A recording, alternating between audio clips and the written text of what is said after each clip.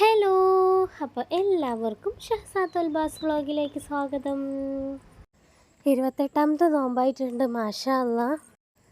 അപ്പോൾ നമുക്കിനി ഇന്നത്തെ നോമ്പുതുറ വിഭവങ്ങൾ എന്തൊക്കെയാണെന്ന് നോക്കാം അല്ലേ.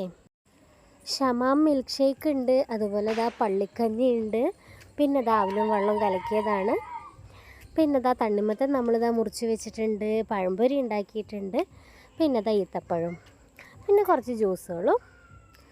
അപ്പോൾ നമ്മുടെ ഇന്നത്തെ നോമ്പ് തുറ വിഭവങ്ങൾ ഇതൊക്കെയാണ്. അപ്പോൾ നിങ്ങളെല്ലാവരും നോമ്പ് തുറന്നിട്ടുണ്ടാവുമെന്ന് ഞാൻ വിചാരിക്കുന്നു.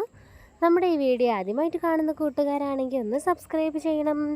തൊട്ടടുത്തുള്ള ബെല്ലൈക്കണും കൂടി അമർത്തിയാലാണ് ഞാനിടുന്ന വീഡിയോ നിങ്ങൾക്ക് നോട്ടിഫിക്കേഷനായി ലഭിക്കുകയുള്ളൂ. അപ്പോൾ വീഡിയോ ലൈക്ക് ചെയ്യാൻ മറക്കരുത്, ഷെയർ ചെയ്യാൻ മറക്കരുത്.